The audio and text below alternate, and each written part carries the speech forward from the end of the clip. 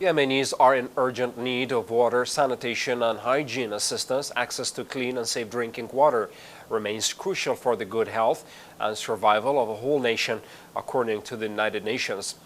The International Organization for Migration, IOM, tweeted that Yemen is suffering from the worst humanitarian crisis in the world as nearly 15.4 million people lack access to safe water and sanitation.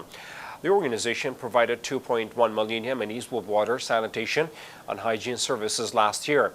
The United Nations recently announced that every 10 minutes, a child dies in Yemen from preventable causes, including hunger and disease. The executive director of the United Nations Children's Fund, UNICEF, Henrietta Fore, said during a UN Security Council session that in Yemen, almost 21 million, including 11.3 million children, need humanitarian assistance to survive. She detailed that some 2.3 million Yemeni children are acutely malnutritioned and 400,000 children under age of 5 suffer from severe acute malnutrition.